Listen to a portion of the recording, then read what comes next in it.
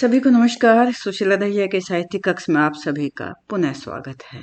हास्य से भरपूर एक अत्यंत रोचक कहानी लेकर मैं आपके बीच में उपस्थित हुई हूँ। कहानी का नाम है अकबरी लोटा और इसके लेखक हैं श्री पूर्णानंद वर्मा।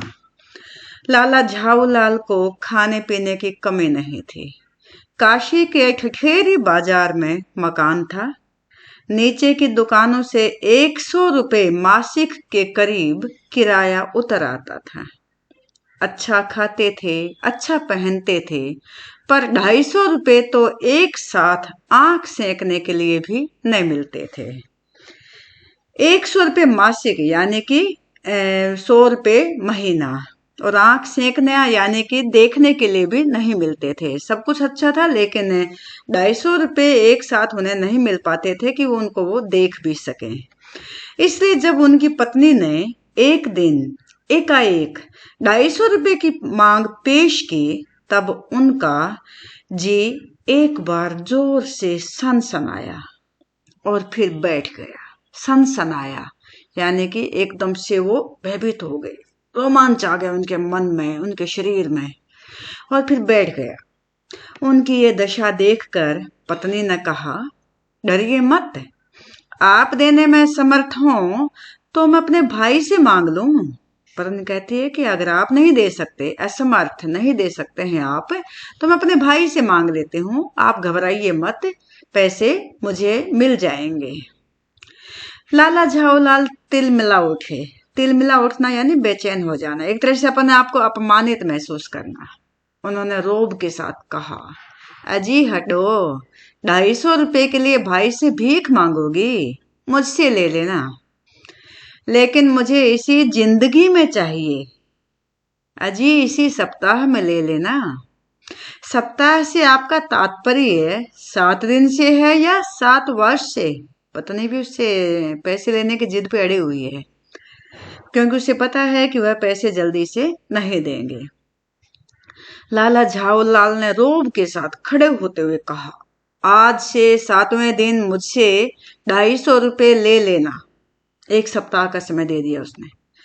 लेकिन जब 4 दिन ज्यों त्यों में यों ही बीत गए और रुपयों का कोई प्रबंध न हो सका, तब उन्हें चिंता होने लगी। उन्हें यानी कि झाऊलाल को। प्रश्न अपनी प्रतिष्ठा का था। प्रतिष्ठा क्या होती है? इज्जत का। जो एक इज्जत बन चुकी है ना उसकी, उसको कहीं हानि ना पहुंचे, उसका भी सवाल था कि कहीं ऐसा ना हो कि उनकी प्रतिष्ठा में कोई हानि हो जाए। अपने ही घर में अपनी साख का था, साख, अपनी धाक, रोब। देने का पक्का वादा करके अगर दे न सके तो अपने मन में वह क्या सोचेगी? उसकी नजरों में उसका क्या मूल्य रह जाएगा, यानी उसका महत्व कितना रह जाएगा? अपनी वाहवाही की सैकड़ों गाथाएं सुना चुके थे। अब जो एक काम पड़ा तो चारों खाने चित हो रहे। चारों खाने चित होना मुहावरा होता है ये, अर्थात हार मान लेना। यह पहली बार उसने मुंह खोलकर कुछ रुपयों का सवाल किया था।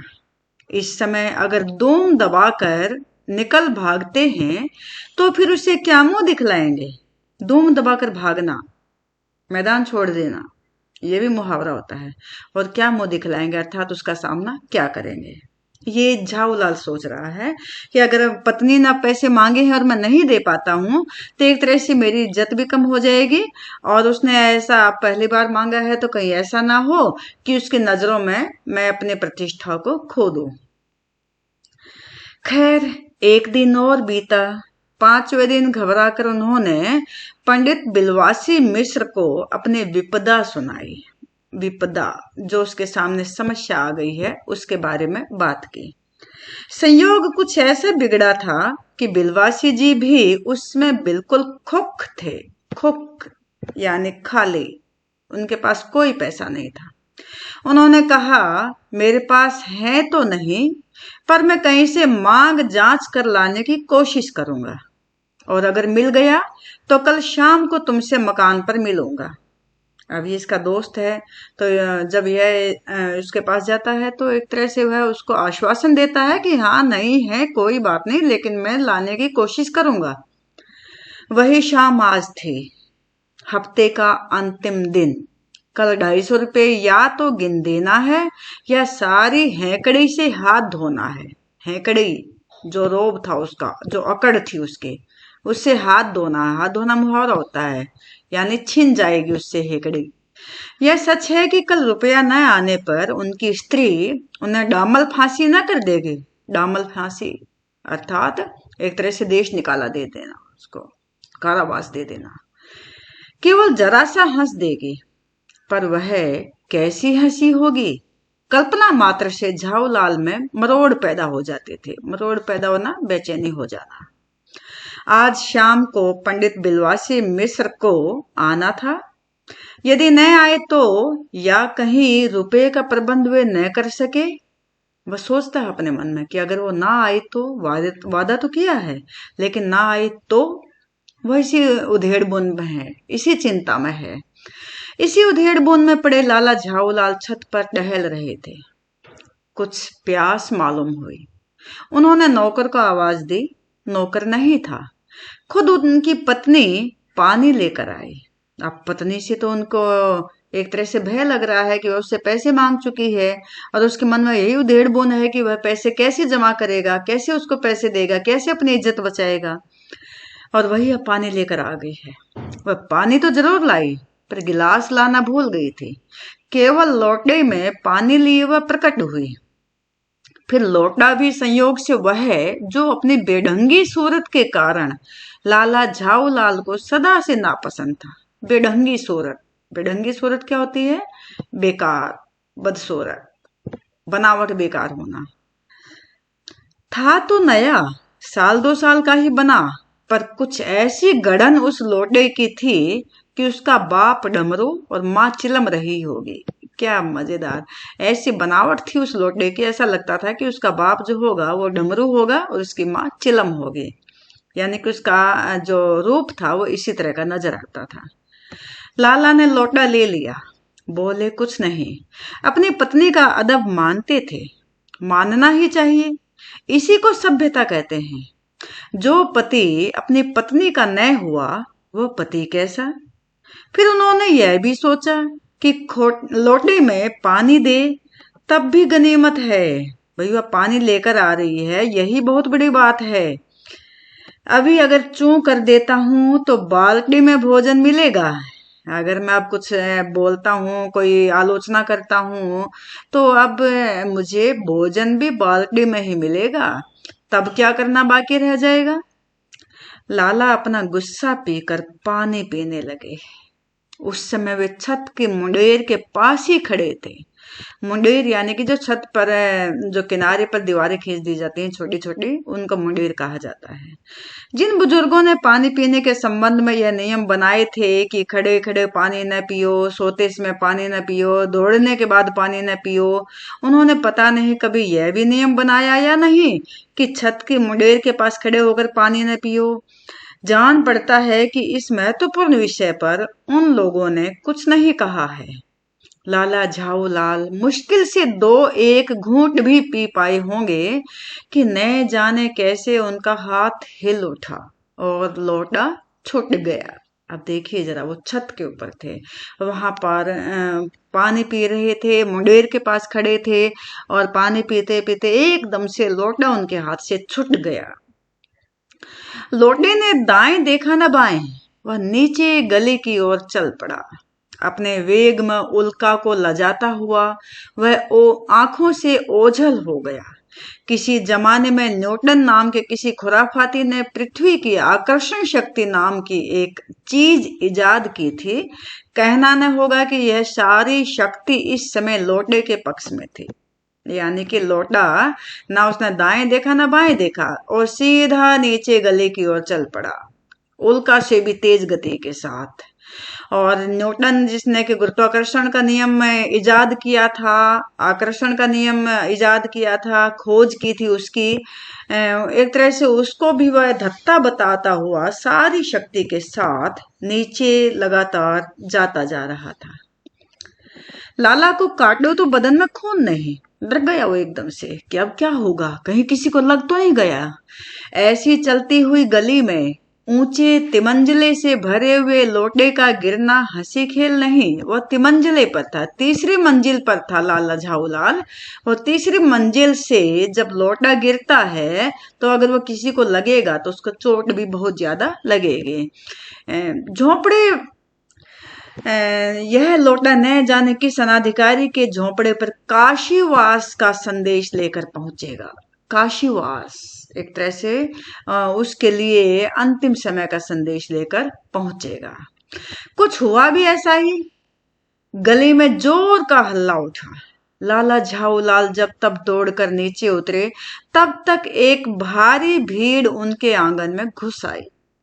लाला झाऊलाल ने देखा कि भीड़ में प्रधान पात्र एक अंग्रेज है जो नखशिख से भीगा हुआ है और जो अपने एक पैर को हाथ से सहलाता हुआ दूसरे पैर पर नाच रहा है, अर्थात उसके पैर पर लोटा गिर चुका है और क्योंकि उसमें पानी था तो वह पानी से पूरी तरह भीगा हुआ, नखशिख से भीगा हुआ है, यानी कि वह पूरी तरह भीगा हुआ है।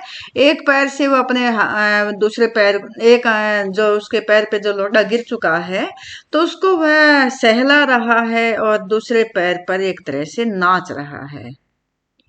सहलाना क्या होता है? जब हम कोई जहाँ से हमें दर्द होता है तो वहां पर हाथ से जो हम हल्की हल्की मालिश करते हैं उसको हम सहलाना बोलते हैं। उसी के पास अपराधी लोटे को भी देखकर लाला झाऊलाल जी ने फौरन दो और दो जोड़कर स्थिति को समझ लिया, अर्थात वहां की जो स्थिति थी उसको देख करके उसने समझ लिया कि किसके ऊपर क्या आपदा आई है। गिरने के पूर्व लोटा एक दुकान के साइबान से टकराया। वहां टकरा कर उस दुकान पर खड़े उस अंग्रेज को उसने सांगो पांग स्नान कराया और फिर उसी के बूट पर आ गिरा। गिरने के पूर्व लोटा दुकान के साइबान, साइबान क्या होता है? जब दुकान के सामने एक छज्जे जैसा लगा देते हैं ना, कि ऐसी कोई टाट लगा देते हैं जिससे कि धूप और बारिश से बचाव हो जाता है, उसको हम बोलते हैं साइबान। और अंग्रेज को सांगो पांग स्नान कराया। सांगो पांग होता है संपूर्ण तरीके से उसको नहला दिया और उसके बूट पर गिर गया। उस अंग्रेज को जब मालूम हुआ कि लाला झाऊलाल ही उस लोटे के मालिक हैं, तब उसने केवल एक काम किया, अपने मुंह को खोलकर खुला ही छोड़ दिया, अर्थात लगातार बोलता चला गया, गालियां देता चला गया। लाला झाऊलाल को आज ही यह मालूम हुआ कि अंग्रेजी भाषा में गालियों का ऐसा प्रकांड कोश है, प्रकांड विशाल कोश, खजाना। आज ही लाला झाऊलाल को पता लगा कि अंग्रेजी भाषा में भी गालियों का विशाल कोश है। इसी समय पंडित बिलवासी मिश्र भीड़ को चीरते हुए आंगन में आते दिखाई पड़े। उन्होंने आते ही पहला काम यह किया कि उस अंग्रेज को छोड़कर और जितने आदमी आंगन में घुस आए थे सबको बाहर निकाल दिया। फिर आंगन में कुर्सी रखकर उन्होंने साहब से कहा, आपके पैर में शायद कुछ चोट आ गई है, अब आप आराम से कुर्सी पर बैठ जाइए। साहब बिलवासी जी को धन्यवाद देते हुए बैठ गए और लाला झाऊलाल की ओर इशारा करके बोले, आप इस शख्स को जानते हैं? बिल्कुल नहीं, और मैं ऐसे आदमी को जानना भी नहीं चाहता जो निरीह राह चलतों पर लोटे के वार करे। निरीह क्या होता है?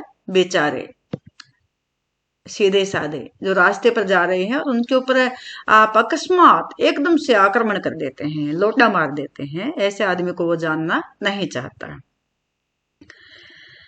मेरी समझ में ही इज ए डेंजरस ल्यूनाटिक, अर्थात वो कहता है कि मेरी समझ में तो यह एक खतरनाक पागल है। नहीं, मेरी समझ में he is a dangerous criminal, ना ना, ये तो खतरनाक मुजरिम है। परमात्मा ने लाला झाऊलाल की आंखों को इस समय कहीं देखने के साथ खाने की भी शक्ति दे दी होती तो यह निश्चय है कि अब तक बिलवासी जी को वे अपनी आंखों से खा चुके होते।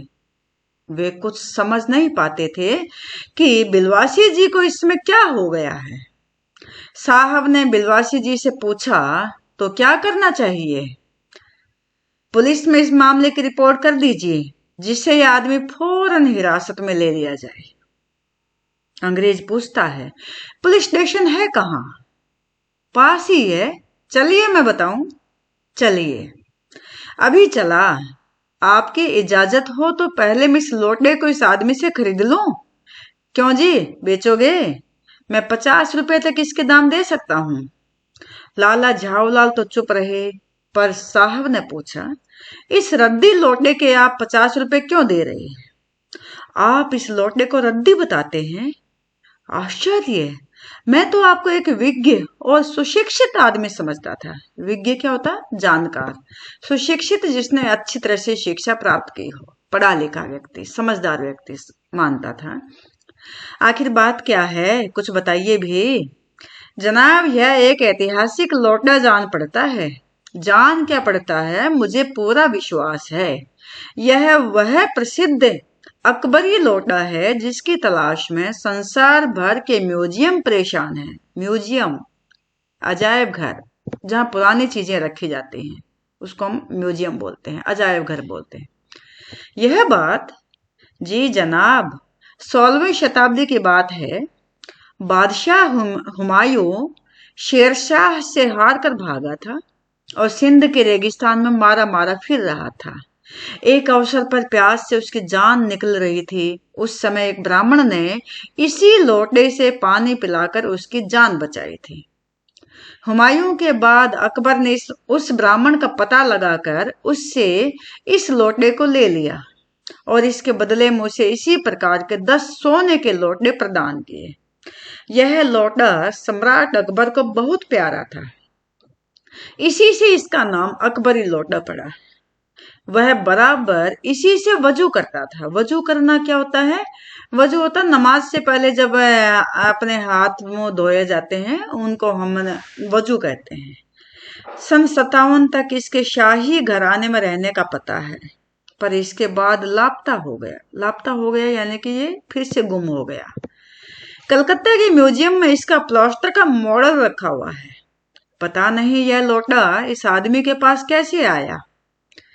म्यूजियम वालों को पता चले तो फैंसी दाम देकर खरीद ले जाएं। इस विवरण को सुनते सुनते साहब की आंखों पर लोभ और आश्चर्य का ऐसा प्रभाव पड़ा कि वे कोड़े के आकार से बढ़कर पकोड़े के आकार के हो गए। कोड़ी से बढ़कर के पकोड़े के आकार के हो गए। उसने बिलवासी जी से पूछा, तो आप इस लोटे का क्या करिएगा? मुझे पुरानी और ऐतिहासिक चीजों के संग्रह का शौक है, यानी कि वो दिलचस्पी रखता है पुरानी चीजों में। मुझे भी पुरानी और ऐतिहासिक चीजों के संग्रह करने का शौक है। संग्रह करना यानी कि इकट्ठा करना। जिस समय यह लोटा मेरे ऊपर गिरा था, उस समय मैं यही कर रहा था। उस दुकान से पीतल की कुछ पुरानी मूर्तियां खरीद रहा था। जो कुछ हो, लोटा मैं ही खरीदूंगा। वाह, आप कैसे खरीदेंगे? मैं खरीदूंगा, यह मेरा हक है। हक है? जरूर हक है। ये बताइए कि उस लोटे के पानी से आपने स्नान किया था या मैंने? तो वो कहता है आपने। वह आपके पैरों पर गिरा था या मेरे? अंग्रेज पूछता है, साहब पूछता है कि वो किसके पैरों पर गिरा था? तो कहता है आपके। अंगूठा उसने आपका बुरता किया था या मेरा? बुरता करना क्या होता है? उसको कुचल देना, यानी कि मेरा अंगूठा किसने कुचला था? तो कहता है आपका अंगूठा कुचला था, इसलिए उसे खरीदने का हक मेरा है। अंग्रेज कहता है ये सब बकवास है, दाम लगाइए, जो अधिक दे वह ले जाए। यही सही, आप इसका 50 रुपया लगा रहे थे, मैं 100 देता हूँ। तो कहता नहीं, मैं 150 देता हूँ। अंग्रेज कहता मैं 200 देता हूँ। बिलवासी कहता अजी मैं 250 देता हूँ। पर यह कहकर बिलवासी जी ने 250 के नोट लाला झाऊलाल के आगे फेंक दिए। साहब को भी ताव आ गया। ताव आना, जोश आ जाना। उसने कहा आप 250 देते हैं तो मैं 500 देता हूँ। अब चलिए, वो दुगने कर देता है। बिलवासी जी अफसोस के साथ अपने रुपए उठाने लगे, मानो अपनी आशाओं की लाश उठा रहे हो। साहब की ओर देखकर उन्होंने कहा, लोटा आपका हुआ, ले जाइए, मेरे पास 250 से अधिक नहीं है। 250 यानी कि 250। 250 कितना होता है? 250। ये सुनना था कि साहब के चेहरे पर प्रसन्नता की कूंची गिर गई। प्रसन्नता का रंग आ गया उसके चेहरे पर, खुश हो गया वो। उसने झपट कर लोटा लिया और बोला, अब मैं हंसता हुआ अपने देश लौटूंगा। मेजर डगलस की डींग सुनते सुनते मेरे कान पक गए थे। डींग क्या होता है? बातों को बढ़ा चढ़ा करके कहना। मेजर डगलस कौन है? मेजर डगलस मेरे पड़ोसी हैं। पुरानी चीजों के संग्रह करने में मेरी उनकी होड़ रहती है। होड़ रहना क्या होता है? मुकाबला होना। गत वर्ष वे हिंदुस्तान आए थे और यहाँ से जहांगीरी अंडा ले गए थे। जहांगीरी अंडा? जहांगीरी अंडा? हाँ, जहांगीरी अंडा।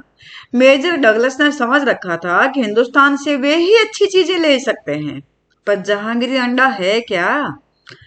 आप जानते होंगे कि एक कबूतर ने नूरजहां से जहांगीर का प्रेम कराया था। अंग्रेज बताता है कि ये जहांगीरी अंडा क्या है, कहाँ से मिला है।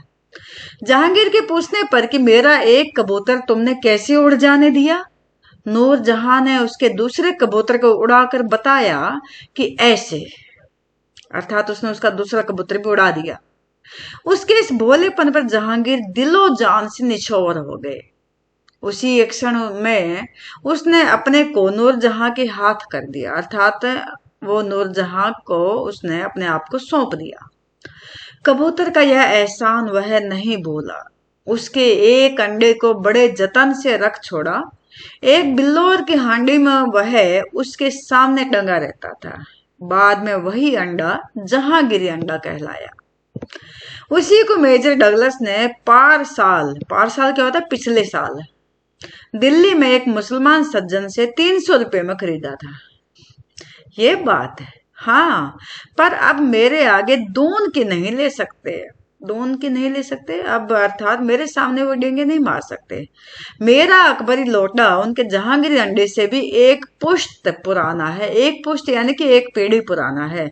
वो जहांगीरी अंडा था, अब मेरा अकबरी लोटा है, उससे भी पुराना है, एक पीढ़ी पुराना है। इस रिश्ते से तो आपका लोटा उस अंडे का बाप हुआ। साहब ने लाला झाऊलाल को 500 रुपए देकर अपनी राह ली। लाला झाऊलाल का चेहरा इस समय देखते बनता था। जान पड़ता था कि मुंह पर 6 दिन की बड़ी हुई दाढ़ी का एक एक बाल मारे प्रसन्नता के लहरा रहा है। उन्होंने पूछा, बिलवासी जी, मेरे लिए 250 रुपया घर से लेकर आए, पर आपके पास तो थे नहीं। इस भेद को मेरे सिवाय मेरा ईश्वर ही जानता है। आप उसी से पूछ लीजिए, मैं नहीं बताऊंगा। पर आप चले कहाँ? लाला झाऊलाल पूछता है। अभी मुझे आपसे काम है 2 घंटे तक। 2 घंटे तक? हाँ, और क्या। अभी मैं आपकी पीठ ठोंक कर शाबाशी दूंगा। 1 घंटा इसमें लगेगा, फिर गले लगकर धन्यवाद दूंगा। 1 घंटा इसमें भी लग जाएगा। अच्छा, पहले 500 रुपये गिनकर सहेज लीजिए। अच्छा, रुपया अगर अपना हो तो उसे सहेजना एक ऐसा सुखद मनमोहक कार्य है कि मनुष्य उस समय सहज में ही तन्मयता प्राप्त कर लेता है, अर्थात उसमें पूरी तरह मग्न हो जाता है। लाला झाऊलाल ने अपना कार्य समाप्त करके ऊपर देखा, पर बिलवासी जी इस समय अंतर्धान हो गए। अंतर्धान क्या होता है? वहां से गायब हो गए, वहां से चले गए। उस दिन रात्रि में बिलवासी जी को देर तक नींद नहीं आई। वे चादर लपेटे चारपाई पर पड़े रहे। 1 बजे वे उठे। धीरे, बहुत धीरे से अपनी सोई हुई पत्नी के गले से उन्होंने सोने की वह सिकड़ी निकाली जिसमें एक ताली बंधी हुई थी। फिर उसके कमरे में जाकर उन्होंने उस ताली से संदूक खोला। उसमें 250 के नोट्स ज्यों के त्यों रख कर उन्होंने उसे बंद कर दिया। फिर दबे पांव, यानी कि बिना आवाज किए दबे पांव लौटकर ताली को उन्होंने पूर्ववत होता है पहले की तरह है, अपनी पत्नी के गले में डाल दिया। इसके बाद उन्होंने हंसकर अंगड़ाई ली। दूसरे दिन सुबह 8 बजे तक चैन की नींद सोए। तो आपने यहाँ पर एक बात देखी कि इसका मतलब उन्होंने अपनी पत्नी के पैसे लिए थे चुपके से, और वहां से एक तरह से उन्होंने 250 रुपये कमा भी लिए। तो इस कहानी से हमें शिक्षा मिलती है कि कोई भी परेशानी हमारे सामने आती है तो हमें हार नहीं माननी चाहिए, परेशान नहीं होना चाहिए, बल्कि समझदारी से काम लेना चाहिए और उसका उपाय निकालना चाहिए। परेशानी को दूर करने का उपाय हमें उस समय सोचना चाहिए। और एक और हमें शिक्षा मिलती है कि मित्रता वास्तव में क्या होती है ये यहाँ पर बताया गया है कि अपने मित्र को किसी भी परेशानी की अवस्था में अकेला नहीं छोड़ना चाहिए, उसको सहयोग देना चाहिए, उसका साथ देना चाहिए, परेशानी से उसे बाहर निकालने का कार्य करना चाहिए।